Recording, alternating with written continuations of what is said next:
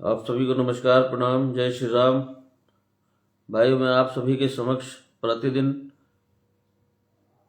भारत के इतिहास के विषय में बता रहा हूँ।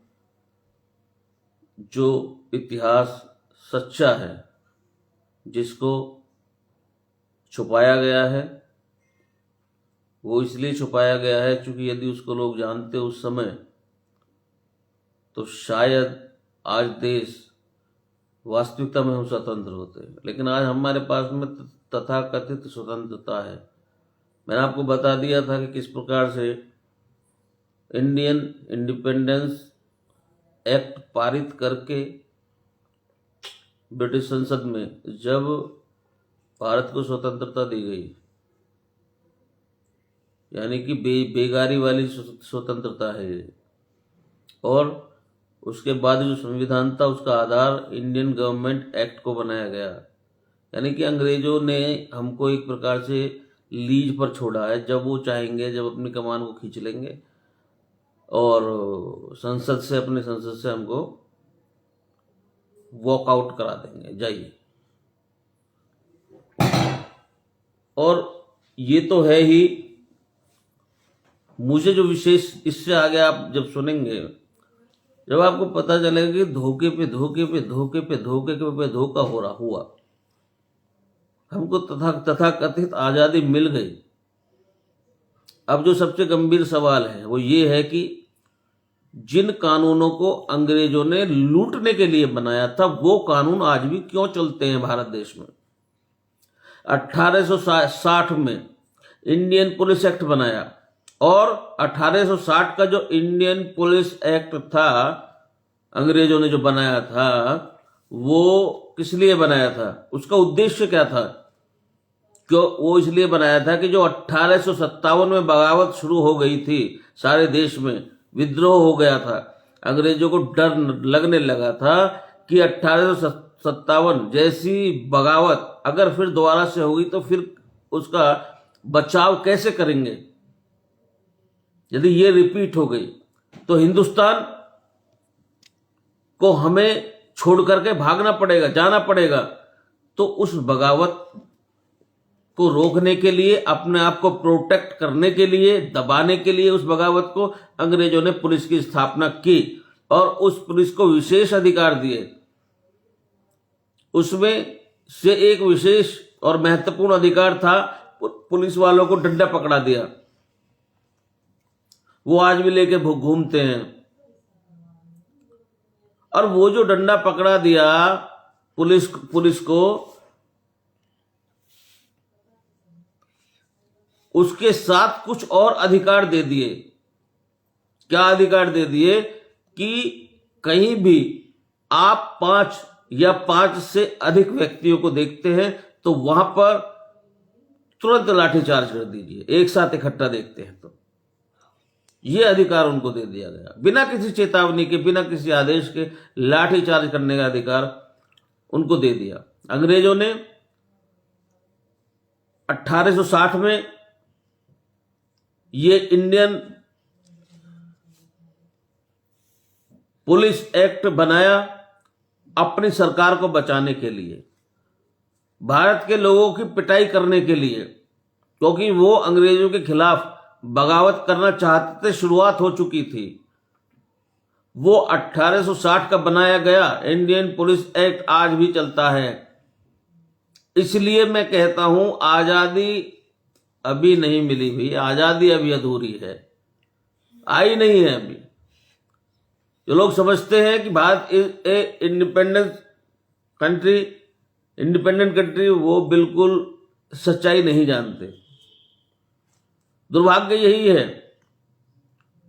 कि लोग अपने आप को स्वतंत्र समझते हैं, लेकिन जब अगर ऊपर से लेकर नीचे तक सारी प्रणाली देखेंगे आप, तो आप ये महसूस करेंगे कि केवल एक ही ऐसा वर्ग है जिसके लिए सारी संस्थाएं काम कर रही हैं। पब्लिक के वेलफेयर में कोई भी नहीं है। आप उठा के देख लीजिए। इसको भी मैं किसी दिन आपको बताऊंगा, सारे के सारे प्रोसेस को, सारे के सारे कानूनों को, सारे की सारी व्यवस्थाओं को, वो सारी व्यवस्थाएं केवल और केवल किसके लिए काम कर रही है? और उसी साल में 1860 में अंग्रेजों ने एक इंडियन सिविल सर्विसेज एक्ट बनाया। इसको मैं छोटी आपको जानकारी दे दूं। ये जो इंडियन सिविल सर्विस एक्ट होता है, इसमें जो बनकर के आते हैं जिलाधिकारी होते हैं। तो ये इंडियन सिविल सर्विस एक्ट अंग्रेजों ने हिंदुस्तानी लोगों से रेवेन्यू कलेक्ट करने के लिए गांव-गांव लोगों को जाकर अत्याचार करके उनसे लगान वसूलने के लिए कलेक्टर बनाए। वो कलेक्टर की पोस्ट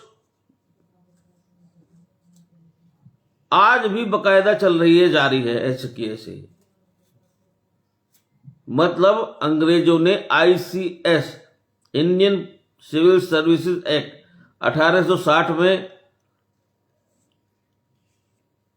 किस लिए बनाया? इसलिए कि जो तथाकथित आजाद हिंदुस्तान में चल रहा है व्यवस्था, आज भी वो व्यवस्था ऐसी की ऐसी ही है।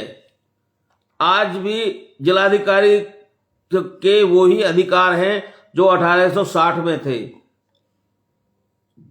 आज भी पुलिस उन्हीं के लिए कार्य कर रही है। ये सारी चीजें समझने योग्य हैं।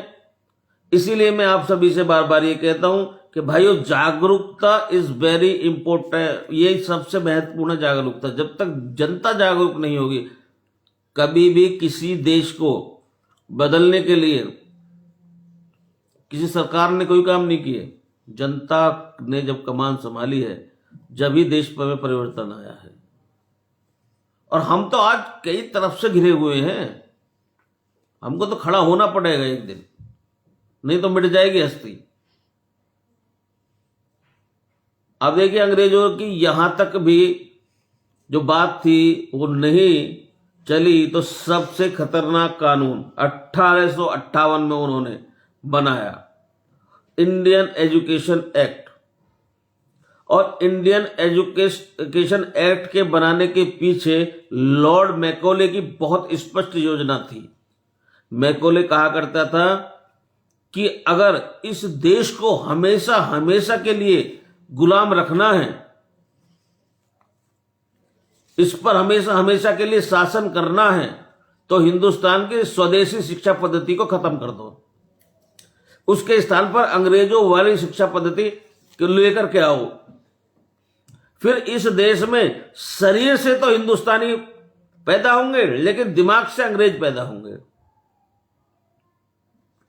और जो दिमाग से अंग्रेज होंगे, वो इस देश के लिए नहीं, वो अंग्रेजों के हित के लिए काम करेंगे। इसके लिए देश की यूनिवर्सिटीज से जितने भी पढ़ के स्कॉलर्स निकलेंगे, वो लोग शासन करेंगे, तो हमारे हित में करेंगे। 1858 में अंग्रेजों ने लागू किया ये एक्ट, और उसी एक्ट के पारित होने के बाद जो कैलकाटा यूनिवर्सिटी बनी और बॉम्बे यूनिवर्सिटी बनी, मद्रास यूनिवर्सिटी बनी, वो कानून 1858 में जो बनाया गया था वो आज भी चलता है। इसलिए तीनों यूनिवर्सिटीज गुलामी का प्रतीक हैं। इस देश में 1894 में अंग्रेजी सरकार ने लैंड एक्विजिशन एक्ट बनाया। लैंड एक्विजिशन एक्ट बनाया यानी कि जमीन को हड़पने का कानून बनाया।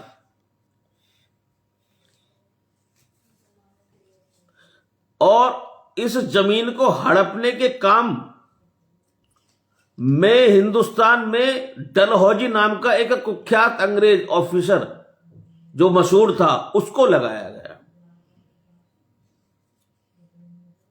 वो जहां जाता था, जिस राज्य में उसकी पोस्टिंग होती थी, उस राज्य की सारी जमीन हड़प लेता था। झांसी की स्टेट,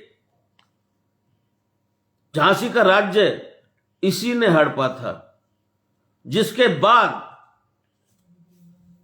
झांसी की रानी लक्ष्मीबाई की लड़ाई शुरू हुई थी। और झांसी की रानी लक्ष्मीबाई ने अंग्रेजों के खिलाफ जो लड़ाई लड़ी अपने स्टेट को बचाने के लिए, और उस झांसी की रानी लक्ष्मीबाई को मरवाने का काम किसने किया आप जानते हैं?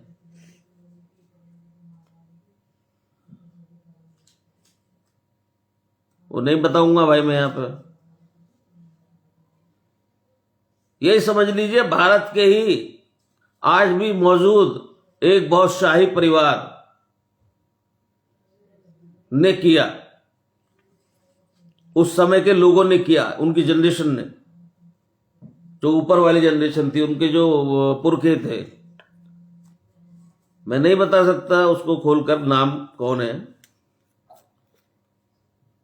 तो भाइयों, अंग्रेजों द्वारा जो बनाए गए वो कानून, जो सारे कानून जो इस देश में चलते हैं, अंग्रेजों का बनाया हुआ संविधान का आधार जो इस देश में चलता है, उसका क्या औचित्य बनता है?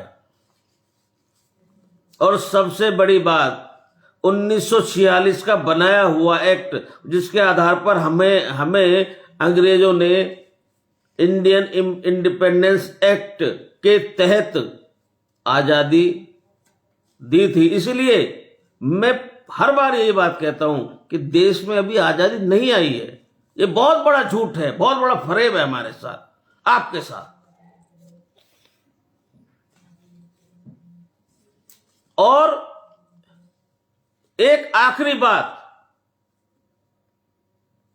मैं आपको बताऊंगा, इस आजादी के बारे में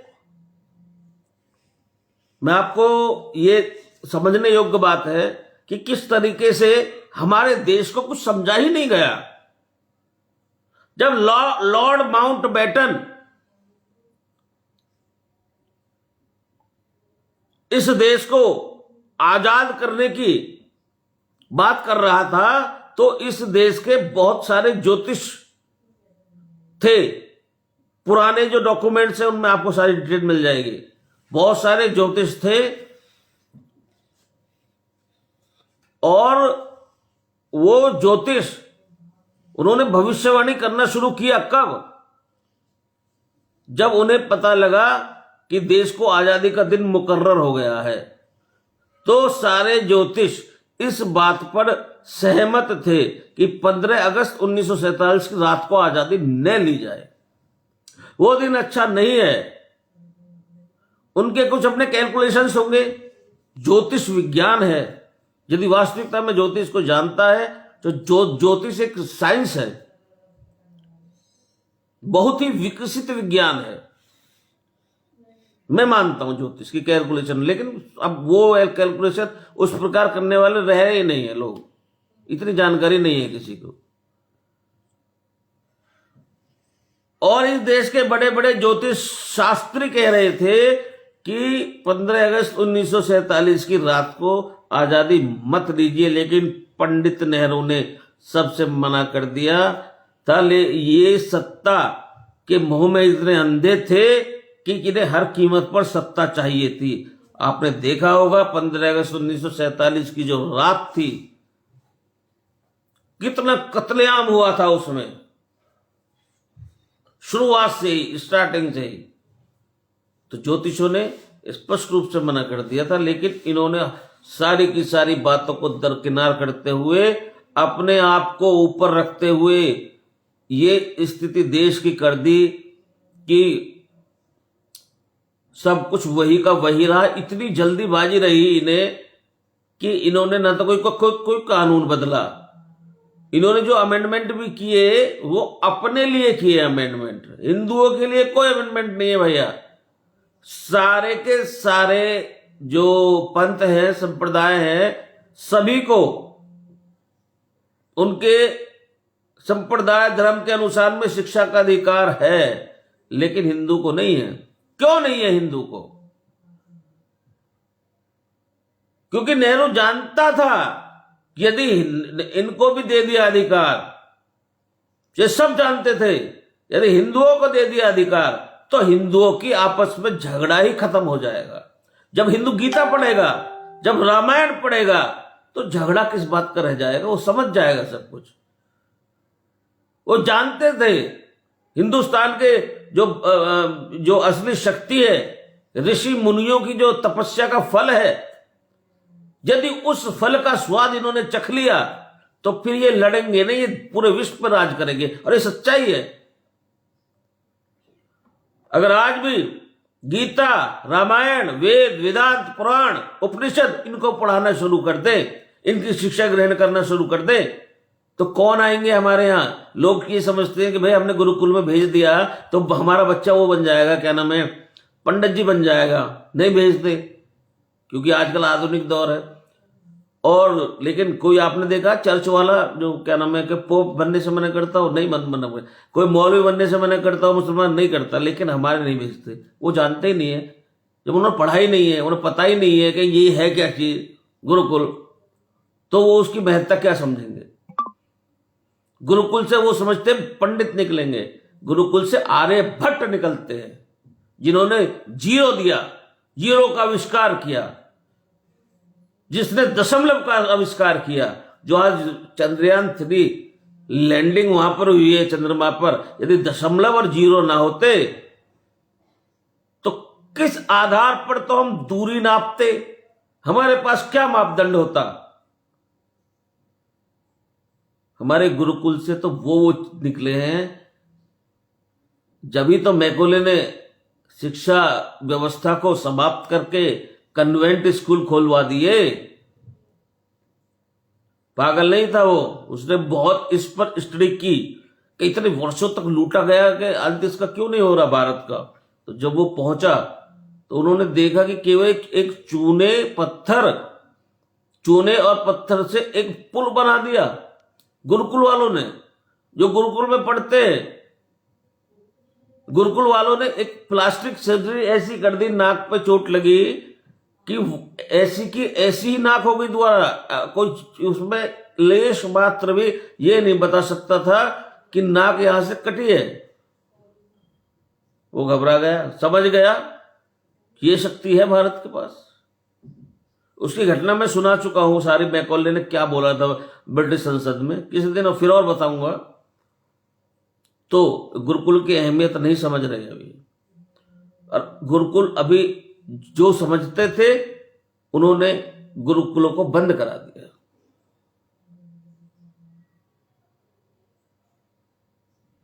तो भाइयों, ये हमें सरकार से मांग करनी चाहिए कि हमारे जो भारत की शिक्षा का पाठ्यक्रम है उसमें धर्म की शिक्षा को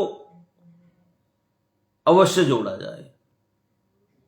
और भाई मैं ज्यादा नहीं कहता, देखो 2 हमारे महाकाव्य हैं और सभी उससे परिचित हैं, सभी नॉर्मली उसका पाठ कराते हैं। रामायण, रामचरितमानस और गीता, ये 2 तो 100% होनी ही चाहिए। कैसे हम लड़ लेंगे आपस में जब उनको पढ़ेंगे? तो जब सत्य की जानकारी हो जाएगी हमें, फिर हमारे जो बच्चे हैं वो ये बहस नहीं करेंगे भाई तेरे बाप के पास कौन सी गाड़ी है, मेरे बाप के पास कौन सी गाड़ी है। जो वो बात करेंगे कि भगवान राम कैसे थे, देखो कैसे भाई थे चारों। आज तो भाई भाई पे जरा सी बात को लेकर झगड़ा हो जाता है, लेकिन वो कहेंगे यार एक भाई ने दूसरे भाई के लिए मतलब 14 वर्ष वो भी वनवास में ही रहा, चप्पल रख के राज किया, लेकिन एक वनवास की तरह ही दूर रहा। एक पुत्र ने पिता के एक बार कहने पर वनकल धारण करके वनवास को निकल गया। जब वो बातें होंगी समाज के अंदर, जब लोग उन बातों को हमारे बच्चे करेंगे, हमारे युवा करेंगे, तो किस आधार पर झगड़ा? यही शक्ति। और गीता, गीता के श्लोकों को जब पढ़ेंगे तो एक से एक जबरदस्त आविष्कार करेंगे। गीता तो बहुत बड़ी चीज है। तो रामायण गीता यदि दो ईमानदारी से पढ़ानी शुरू कर दी जाए तो मैं गारंटी से कह सकता हूं कि हिंदू को ये जो बांटने की और काटने की ये सब इसकी किसी की कोई आवश्यकता नहीं पड़ेगी भविष्य में। और देखिए होगा भी ये इसी से ही। मैं फिर आपको बता रहा हूं, मैं हर बार ये बोलता हूं कितनी जोर लगा लो, हिंदू एक नहीं हो सकता। क्या हम कितने बड़े एरिया में थे, आज सिमट के हिंदुस्तान में इतने से रह गए हैं। क्या पहले हिंदुओं को एक होने के लिए नहीं कहा होगा? सब शुरू से ही जब इस तरह की परिस्थितियां उत्पन्न होनी शुरू हो गई तो उस समय भी लोगों ने कहा होगा कि एकत्रित हो जाइए, लेकिन नहीं हुआ। हिंदू हो ही नहीं सकता, इम्पॉसिबल।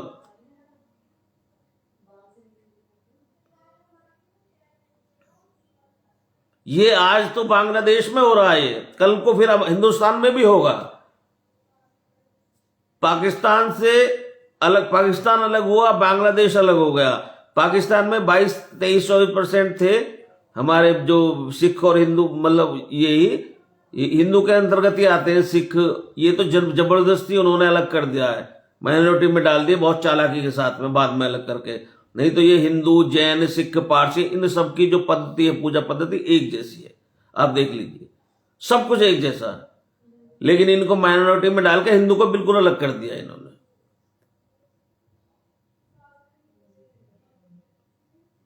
तो मैं ये कह रहा हूं, मेरा सिर्फ इतना कहना है कि अपने बच्चों को यदि हो सके, हमारे प्रयास से हम अपने बच्चों को यदि गीता रामायण के शिक्षा दे सके, चाहे थोड़ी थोड़ी शिक्षा ही दे सके, तो वो बहुत सफल हो जाएंगे जीवन में। और उनके अंदर एक दूसरे के प्रति ईर्ष्या का भाव नहीं होगा, ये समानता का भाव पैदा हो जाएगा, समता का भाव पैदा हो जाएगा। कौन बड़ा कौन छोटा, क्या अमीर क्या गरीब, सोच के देखिए 10 मिनट आंख बंद करके, भाई मैं कौन हूं, मेरी क्या औकात है। अंदर सांस गया, वो अपना बाहर आएगा या नहीं आएगा वो उस पर कोई वो नहीं है हमारा कंट्रोल, वो उसके ऊपर है। लोग रात को सोते, सुबह को पता चला कि क्या हो गया, हार्ट फेल। क्या होता है हार्ट फेल? जब कोई बीमारी नजर नहीं आई तो हार्ट फेल हो गया। परमात्मा जिसको जैसे जब चाहे जब उठा ले, अपने पास बुला ले, लेकिन हम फिर भी एक दूसरे के प्रति ऐसे रहते हैं जैसे समझ लिए हमारे जैसा कोई है ही नहीं। अगला बेवकूफ, हम बहुत बड़े चतुर, अगला गरीब और हम बहुत बड़े रईस। ये मानसिकता बदलनी जब तक नहीं बदली जाएगी, और ये बदलना असंभव है, मैं आपको बता रहा हूं। ये आप खुद सोच के देख लीजिए, कौन नहीं जानता इन सब बातों को? सब जानते हैं। कोई फर्क पड़ा आज तक? कोई फर्क नहीं पड़ा। मैं कोई निराला थोड़ी बोल रहा हूं, अलग से लिख के मैं अलग से लाया हूं। कितने संत महात्माओं को आप आज भी सुन लीजिए, इसी बात को कहते हैं। लेकिन जब वो कुछ नहीं कर पाए तो हम जो मेरे जैसा एक तुच्छ व्यक्ति क्या कर पाएगा? मेरी बात कौन सुनेगा? ऐसे ऐसे उदाहरण है मेरे पास, बताऊंगा मैं आपको किसी दिन। आपको बड़ा ताज्जुब होगा, मुझे बड़ा आश्चर्य होता है उन चीजों को देख के।